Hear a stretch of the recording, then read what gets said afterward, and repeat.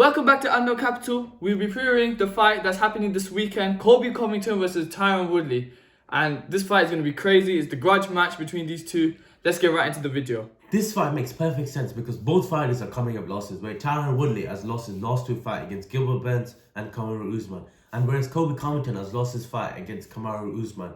And this fight makes total sense because whoever wins this fight can get their name back into the title conversation. So Colby Covington, a guy that the whole UFC fan base hates. And even Dana White hated him at one point, wanted to release him. But he got so worried that he was going to lose his job. I'm panicking.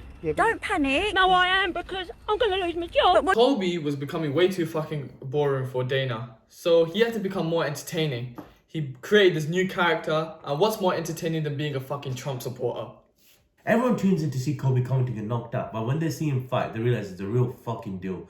From his all-star skills in being an NCAA Division 1 wrestler, and his stand-up's really good. And let's not get started on his cardio. His cardio is one of the best in the UFC, and this is evident in all his fights, but particularly his fight against Damian Maia, where he ran through Damian Maia. And after beating Damian Maia in Sao Paulo, Brazil, he called Brazil a fucking dump. Brazil, you're a dump! All you filthy animals suck! But the fight which really made me a Colby Covington fan was the Robbie Lawler fight.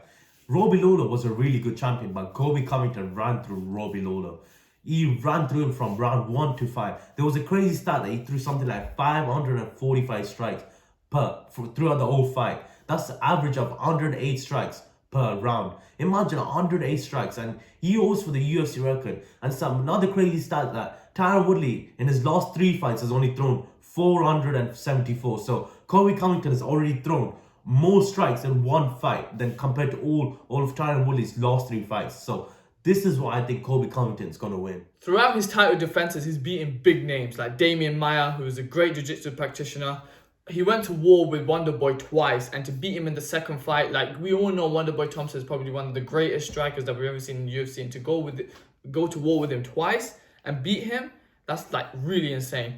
And then to go up against Darren Till, a young, hungry lion that was ripping through the welterweight division at the time. And he came in there, knocks him down with the right hand, and then Darce chokes him like he was nothing. And to put the cherry on top, he got his black belt for jiu-jitsu. And that was one of his, or probably the UFC's, iconic moments to ever happen. I think Colby Covington has more pressure between both of the fighters because Colby Covington's actually never won the title. He got the interim title, but as a UFC fighter, you always dream of getting that title. And I think if he loses to Tyronne Woodley, I think his chances of him getting back to the top and fighting against Kamaru Usman again will slowly go down and slowly fade away from him. Honestly, I think the pressure is more on Tyronne Woodley's hands. You can see during that Gilbert Burns fight, after and before that fight, you can see he's so fucking desperate to become that big name again in the UFC. And to be that big name in the welterweight division, to be that champion again. Like the way he lost to Kamaru Usman, it felt like it was the end for Tyronne Woodley. So he doesn't want that to be that defining factor for him. He doesn't want to be remembered that way. He doesn't want to be like fucking Jose Aldo, for example, to be one of the greatest featherweight champions in the world. And he was skyrocketed up, and then he just came fucking crashing down. Tyronne Woodley does not want that. He doesn't want to fuck up his legacy. So losing this fight will put him further away from winning it, for having a chance to win the belt again. And plus, people will just remember him as the guy that fucked it up at the end. And we don't want that. We don't want no Game of Thrones shit where everything was great up until what? Season 8. He doesn't want that. Honestly, guys, I think Colby Covington is going to win this fight. Because if you look at Tyronne Woodley, he's been exposed since Kamaru Usman.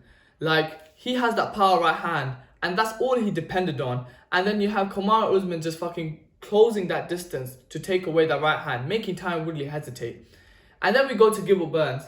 Tyronne Woodley tried to, explode a little more. And you see him try to do that shuffle step, right hand over the top. But then comfortably, Gilbert Burns blocks that and shook his head, saying, nah, I got this. I know what you were going to throw. He's been exposed, man. And then you have Colby Covington, which throughout all his fights just puts that pressure on you. Level changes to trying to take you down. Like, honestly, that pressure is going to really fuck up with Tyronne Woodley. The only way I see Tyronne Woodley winning, if Tyronne Woodley actually learns something different and adds something to his game that switches it up a little, that can surprise Colby in a way. But I can't see that happening. I know he has Jorge Masvidal in his camp, trying to ignite that fire again for him to compete in that welterweight division. But it just seems a really easy victory for Colby. I agree with everything what Jeeshan said, and I think Colby Covington is gonna win this fight. Let's make America great again. Yeah, let's make America great again. Let's make look America. Trump America. 2020. America. Trump 2020. America. Trump.